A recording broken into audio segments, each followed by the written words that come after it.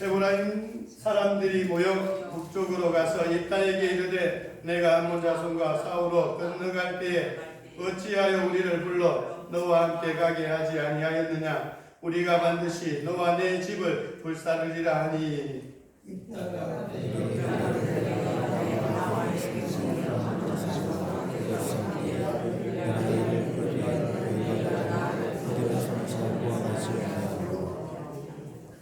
나는 너희가 도와주지 아니하는 것을 보고 내 목숨을 돌보지 아니하고 건너가서 암몬 자손을 쳤더니 여호와께서 그들을 내 손에 넘겨주셨거늘 너희가 어찌하여 오늘 내게 올라와서 나와 더불어 싸우고자 하느냐 하니라.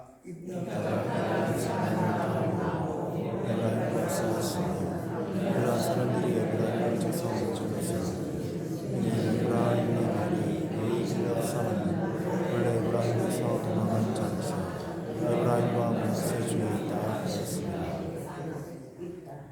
길르앗 사람이 에브라임 사람보다 앞서 요단강 나루턱을 장악하고 에브라임 사람의 도망하는 자가 말하기를 청하건대 나를 건너가게 하라 하면 길르앗 사람이 그에게 묻기를 내가 에브라임 사람이냐 하여 그가 만일 아니라 하면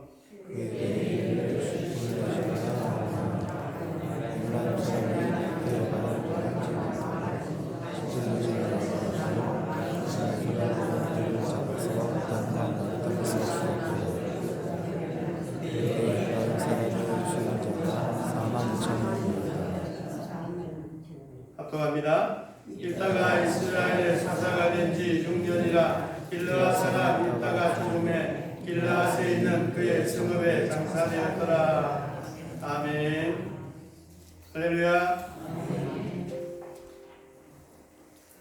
빌 브라이트 박사라는 분이 계십니다. 이분은 그리스도의 주제권에 관한 인간의 마음을 그린 이 세 가지가 있는데 예수님과 관련해서 자연인, 그리고 육에 속한 그리스도인, 그리고 영에 속한 그리스도인 세 종류의 사람을 이 세 가지 그림으로 표현을 했습니다.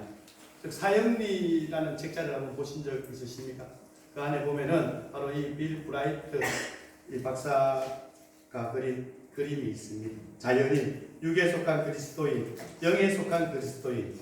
첫 번째 자연인, 그 그림은 바로 세상 사람을 의미합니다. 마음의 보좌에 자신이 앉아있고 그리스도는 마음 밖에 있습니다.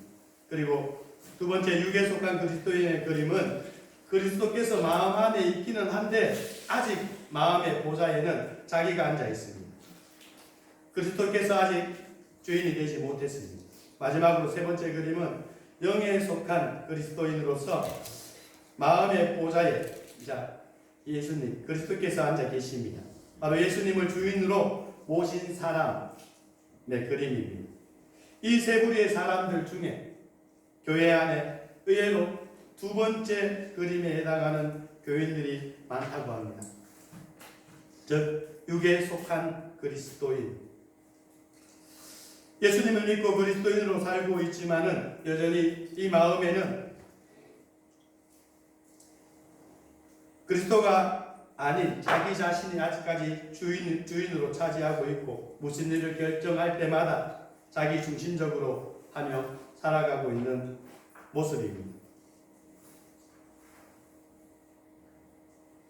구약시대 이스라엘 백성들이 이와 같은 사람들이었습니다. 특별히 오늘 본문에 나오는 에브라임 이 지파의 모습에서 우리는 이스라엘 사람들이 여전히 육에 속한 그러한 모습, 교만과 욕심과 시기와 질투에 사로잡혀서 살아가는 연약한 모습임을 볼 수가 있습니다. 에브라임 지파는 이스라엘 12지파 중에서 가장 욕심이 많고 그리고 교만한 지파라고 할 수가 있습니다. 성경에 보면은 여러 군데에서 이 에브라임 지파의 그런 모습을 보여주고 있습니다. 여호수아서에 보면은 땅을 분배받을 때부터 감사하지 못하고 불평불만이 있었습니다. 땅이 부족하니 더 달라고 요구를 했습니다. 여호수아 17장 14절 15절입니다. 요셉 자손이 여호수아에게 말하여 이르되 여호와께서 지금까지 내게 복을 주심으로 내가 큰 민족이 되었거늘 당신이 나의 기업을 위하여 한 제비 한 분깃으로만 내게 주심은 어찌함이니까 하니 여호수아가 그들에게 이르되 내가 큰 민족이 되므로 에브라임 산지가 내게 너무 좁을진데 브리스 족속과 르바임 족속의 땅 삼림에 올라가서 스스로 개척하라 아니라 라고 말씀을 해주고 있습니다. 여호수아가 훌륭한 것은 바로 여호수아도 요셉 자손이었지만은 요셉 자손에게 특혜를 주지 않았다라는 것입니다. 그리고 또 한 것을 살펴보면은 사사기 8장에 에브라임 사람들이 기드온에게 와서 시비를 걸었습니다. 8장 1절에서 3절입니다. 에브라임 사람들이 기드온에게 이르되 네가 미디안과 싸우러 갈 때에 우리를 부르지 아니하였으니 우리를 이같이 대접함은 어찌 됨이냐 하고 그와 극에 다투는지라. 기드온이 그들에게 이르되 내가 이제 행한 일이 너희가 한 것에 비교되겠느냐. 에브라임의 금물 포도가 아비에셀의 만물 포도보다 낫지 아니하냐. 하나님이 미디안 방백 오렙과 스웹을 너희 손에 넘겨주셨으니 내가 한 일이 어찌 능히 너희가 한 것에 비교되겠느냐 하니라. 기드온이 이 말을 하며 그때에 그들의 노여움이 풀리니라 라고 말씀을 해주고 있습니다. 만약에 사사 기드온이 이 에브라임 사람들에게 감정적으로 대응을 했다라면은 벌써 기드온 시대에 전쟁이 일어나고 말았을 것입니다. 그러나 기드온이 유순한 대답을 통해서 교만했던 에브라임 사람들의 그 흥분을 가라앉혔던 것입니다. 그런데 오늘 또 본문에 보니까 교만했던 이 에브라임 지파 사람들이 다시 한번 사사 입다와 길르아 사람들에게 싸움을 걸어왔습니다. 전에 기드온에게 했던 것보다 더 심했습니다. 1절 말씀해 보시면은 에브라임 사람들이 모여 북쪽으로 가서 입다에게 이르되 내가 암몬 자손과 싸우러 건너갈 때에 어찌하여 우리를 불러 너와 함께 가게 하지 아니하였느냐. 우리가 반드시 너와 내 집을 불사르리라 하니라고 말씀을 해주고 있습니다. 이따가 기드온과 같이 유순한 대답을 통해서 에브라임 사람들의 마음을 진정시켰으면 좋았을 테지만 일단은 그렇게 하지 않았습니다. 에브라임 사람들이 42,000명이 넘는 병사를 동원해서 몰려왔으며 입다와 그의 집을 불사르겠다고까지 했을 때 일단은 참을 수가 없게 된 것입니다. 3절 말씀해 보시면은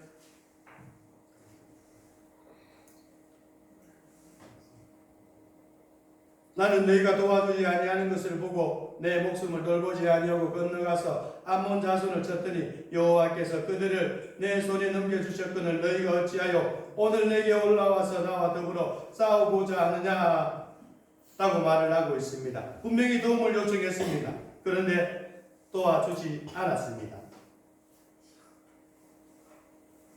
이렇게 좋지 않은 감정을 가지고 일단은 또한 말을 에브라임 지파에게 건넸을 때 에브라임 지파는 바로 이 길르아 지파의 그 감정까지 또 건드리는 말을 합니다. 말을 했습니다. 4절 중반절에서부터 보시면은 에브라임의 말이 너희 길르아 사람은 본래 에브라임에서 도망한 자로서 에브라임과 므낫세 중에 있다 하였음이라 라고 말을 했습니다. 즉 이 말은 너희들은 범죄자가 아니냐, 어중이 뜨중이 아니냐 라는 아주 하찮게 보는 말인 것입니다. 그래서 이 에브라임 지파 사람들과 입다와 이 길라 사람들이 서로 물러설 수 없는 아주 감정 싸움 또한 말의 싸움 때문에 바로 전쟁이 일어나게 되었으며 수많은 사람들이 죽게 되었습니다. 본문에 보면 길르아 사람들의 전략을 우리가 또한 볼 수가 있는데 에브라임 지파에 비해서 상당히 또한 치밀했습니다.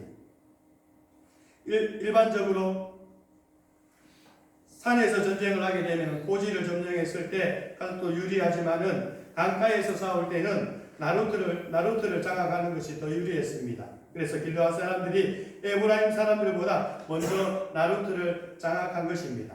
길르아 사람이 에브라임 사람보다 앞서 요단강 나루트를 장악하고 라고 말씀을 해주고 있습니다. 그리고 이 입다와 길르아 사람들은 나루트를 장악하고 난 다음에 에브라임 사람들이 이제 나타나면은 당신이 길르아 사람이냐 에브라임 사람이냐 라고 묻습니다. 그러면 만약에 에브라임 사람이냐 라고 했을 때 아니다라고 하면은 이제 단어를 발음해 보라면서 시험을 하게 됩니다. 그래서 시볼렛을 발음해 보라고 이렇게 하는데 이 시볼렛의 뜻은 큰 물, 급류라는 뜻을 가지고 있습니다. 에브라임 지파 사람들은 이 발음을 잘하지 못한 것 같습니다.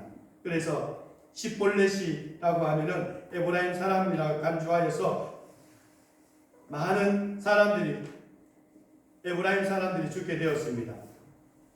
그에게 이르기를 시볼렛이라 발음하라 하여 에브라임 사람이 그렇게 발음하지 못하고 시볼렛이라 발음하면 길르앗 사람이 곧 그를 잡아서 요단강 나루턱에서 죽였더라. 그때에 에브라임 사람의 죽은 자가 42,000명이었더라 라고 말씀을 하고 있습니다. 바로 이 단어를 발음하지 못하는 일로 말미암아 42,000명이라는 에브라임 사람이 죽게 되었던 것입니다.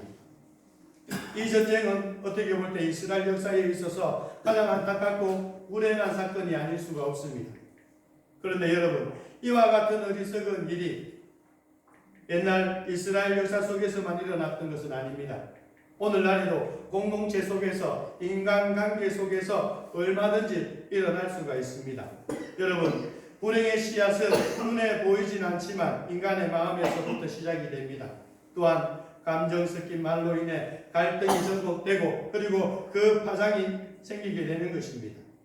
사람 간의 싸움이나 부부 싸움이나 그리고 민족과 민족이 나라와 나라의 싸움이든 별것 아닌 말 한마디, 감정을 건드리는 말 한마디로 큰 싸움이 될 때가 있는 것입니다. 에브라임 지파의 이 교만과 비난의 말 한마디가 바로 지파 간의 전쟁을 일으켰으며 엄청난 희생을 불러왔습니다. 이러한 말 너무나 중요하다는 것을 우리가 살아오면서 너무나 이렇게 경험하게 됩니다. 말에 관한 잠깐 이상의 글이 있습니다. 부주의한 말 한마디가 싸움의 불씨가 되고 잔인한 말 한마디가 삶을 파괴합니다. 쓰디쓴 말 한마디가 증오의 씨를 뿌리고 무례한 말 한마디가 사랑의 불을 끕니다. 은혜로운 말 한마디가 길을 평탄케 하고 즐거운 말 한마디가 하루를 빛나게 합니다. 때에 맞는 말 한마디가 긴장을 풀어주고 사랑의 말 한마디가 병을 낫게 하고 축복을 줍니다. 이처럼 말은 참 중요한 것 같습니다. 이렇게 이스라엘 간의 이 전쟁 또한 이 말로 인해 가지고 아주 쉽게 시작이 되었는데 어떻게 볼 때는 에브라임 지파가 가지고 있는 그 교만과 또한 사람을 무시하는, 시기하는, 질투하는 그 모습에서 비롯되었다라고 할 수가 있습니다. 그렇기 때문에 인간의 마음에 이 교만을 뿌리 뽑지 않으면 안 되는 것입니다. 교만은 갈등과 싸움을 일으키는 원인이 될 수가 있습니다. 에브라임 사람들은 12지파 중에서 가장 힘이 셌습니다. 요셉 지파로서 축복을 많이 받았습니다.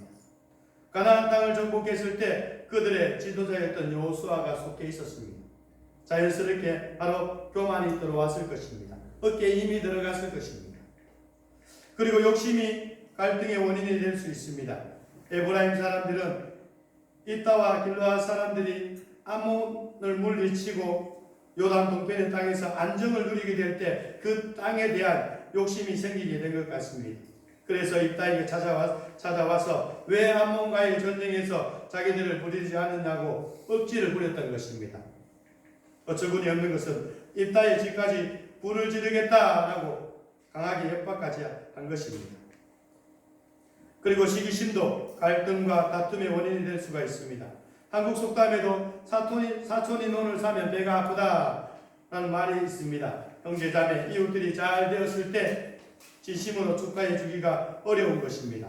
에브라임 사람들은 별 볼 일 없이 보였던 이 입다와 길르앗 사람들이 암몬 사람들을 무찌르고 자유를 얻자 시기심이 생겼던 것입니다. 시기심이나 욕심이 얼마나 신앙에 해가 되는지에 대해서 사도 바울은 곧 우상숭배라고까지 이야기를 했습니다. 골로새서 3장 5절입니다. 그러므로 땅에 있는 지체를 죽이라. 곧 음란과 구정과 사욕과 악한 정욕과 탐심이니 탐심은 우상숭배니라 라고 말씀을 해주고 있습니다. 사도 요한은 세상으로부터 오는 세 가지 유혹을 제시했는데 이 세 가지가 다 욕심과 관련이 있습니다. 요한일서 2장 15절 16절입니다. 이 세상에 있는 것들을 사랑하지 말라. 누구든지 세상을 사랑하면 아버지의 사랑이 그 안에 있지 아니하니 이는 세상에 있는 모든 것이 육신의 정욕과 안목의 정욕과 이생의 자랑이니 다 아버지께로부터 온 것이 아니요 세상으로부터 온 것이라고 말씀을 해주고 있습니다. 그렇다면 우리가 마음속에서 일어나는 이 육에 속한 것들, 교만과 욕심과 시기 질투 어떻게 뿌리 뽑을 수가 있을까요?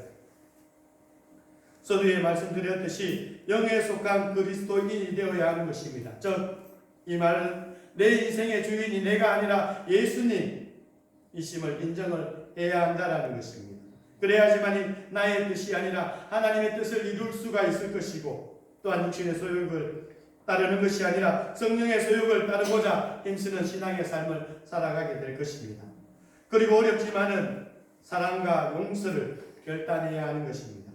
누군가를 미워하고 누군가를 시기하고 질투하면은 자유를 잃어버리게 됩니다. 미움의 노예가 될 수밖에 없습니다. 너무나 기분 좋고 즐거운 하루를 보내고 있습니다. 그런데 한순간 내가 미워하는 사람이 앞에 나타났을 때 와, 저 인간 왜 나타났노? 기분 잡쳤네 하는 그러한 말들을, 그러한 생각들을 우리는 할 때가 있습니다. 그만큼 누군가를 미워하거나 질투할 때, 시기할 때 그만큼 우리는 자유함을 누리지 못하는 상태가 된다는 것, 그것을 기억하였으면 좋겠습니다. 네덜란드에 코리템 붐여사가 계십니다. 아니 있었습니다.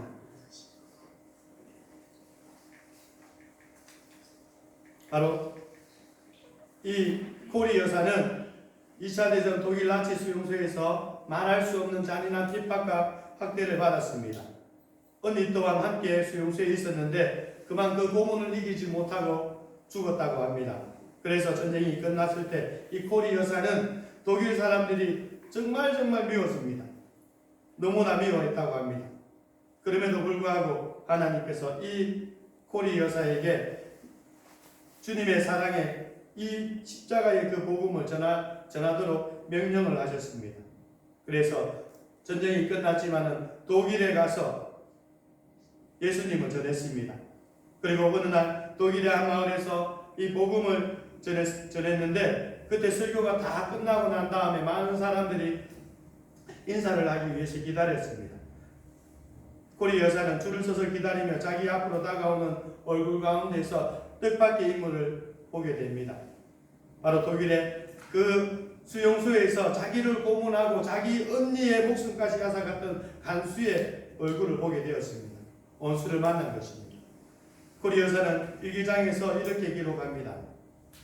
그 순간 내 심장은 얼어붙은 것 같았다. 나는 한마디로 하나님 저 인간만은 용서할 수 없습니다 라고 말을 했습니다. 그리고 코리 여사의 마음이었습니다. 그러나 용서와 사랑을 외치고 있던 이 코리 여사의 앞을 향해서 자기에게 결정적인 피해를 입혔던, 쳐 죽이고 싶었던 그가 한 걸음 한 걸음 다가오게 됩니다. 하나님은 계속 이 코리 여사의 마음속에 이렇게 말씀하고 있었다고 합니다. 코리야, 용서하거라. 하나님 저 인간만은 용서할 수 없어요. 용서하거라. 못해요. 이렇게 내적인 싸움을 하고 있는 동안에 그 원수가 바로 앞에 왔다고 합니다. 그때 그 순간에 마음속에 번개같이 스치는 생각이 하나 있었다고 합니다. 그것은 하나님의 음성이었답니다. 나는 네가 저 사람을 용서할 수 있느냐 없느냐를 묻는 것이 아니라 용서하겠느냐 안 하겠느냐를 묻고 있는 것이다. 용서하라는 것은 나의 명령인데 내 명령 앞에 순종하겠느냐 안 하겠느냐. 코리 여사는 자기 일기장에 이렇게 기록을 합니다. 나는 그때 그 사람을 용서하고 싶은 마음이 조금도 없었지만 용서해야만 한다는 주님의 명령이 내 마음 속에 깨달아지는 순간 하나님의 명령이라면 할 수 없지요. 그러면 용서해야지요 라고 생각했다. 그래서 나는 용서하고자 하는 마음과 느낌이 없이 다만 하나님의 명령에 순종하기 위해서 손을 내밀었다. 그런데 이상한 일은 내가 하나님의 명령에 순종하여 손을 내밀어 그를 안는 순간 주께서 내 마음속에 그를 진심으로 용서할 수 있는 마음을 부어주셨다는 것이다 라고 이렇게 기록되어 있습니다. 그리고 그러면서 홀이 여사는 그 일기장의 마지막에 이런 인상 깊은 글을 썼다고 합니다. 명령을 수행할 수 있는 능력은 성령에 의지한 순종을 통해서만 가능하다라고 말입니다. 여러분 그렇습니다. 오늘 우리 또한 지금도 마음에 용서할 수 없는 사람들이 있습니다. 오늘 우리로서는 할 수가 없습니다. 성령 하나님께서 도와주셔야지만이 우리가 용서할 수 있고 그를 안을 수 있고 그때에 또한 하나님께서 주시는 그 평안을 누릴 수가 있는 것입니다. 오늘 우리가 하나님의 그 사랑으로 진정 용서를 해주는 그러한 일들로 말미암아 진정 자유와 평안을 누리는 모습이 되었으면 좋겠습니다. 그리고 낮아져서 섬겨야 합니다. 예수님께서는 누가 큰아의 문제로 갈등하는 이 제자들에게 서로 종이 되어 섬기기를 명령하셨습니다. 누가 큰아의 그 문제로 다투기 시작하게 되면은 하나가 될 수가 없습니다. 분열될 수밖에 없습니다. 서로 갈등합니다. 그러나 서로 낮아져서 섬기기 시작하면은 갈등이나 분열 없이 하나가 될 수가 있는 것입니다. 어느 공동체에서든지 바로 화평과 화목을 위해서 소금처럼 낮아져서 섬기는 사람이 있습니다. 누가 크냐 하며 섬김을 받으려는 사람이 있다면 그 공동체는 무너질 수밖에 없습니다. 그러나 예수님의 정신을 가지고 낮아져서 섬기는 자들이 있을 때 공동체가 세워지고 사람이 세워지고 또한 하나가 될 수가 있는 것입니다. 말씀을 맺도록 하겠습니다. 여러분이 잘 아시는 것처럼 팔복 가운데 하나가 화평케 하는 자의 복입니다. 화평케 하는 자는 복이 있나니 그들이 하나님의 아들이라 일컬음을 받을 것이미요 라고 말씀을 해주고 있습니다. 마찬가지로 관계가 깨지고 금이가 있는 공동체를 예수님의 뜻 안에서 화목케 하고 예수님의 뜻 안에서 하나 되게 하는 사람은 하나님의 아들이라 일컬음을 받게 될 것입니다. 저와 여러분은 예수 그리스도를 따르는 그리스도인으로서 교회와 가정과 사회에서 문제를 일으키는 사람이 아니라 항상 화평케 하는 사람, 피스메이커로 살아가시기를 진정 예수님의 이름으로 축복합니다. 이 시간 우리가 함께 기도했으면 좋겠습니다.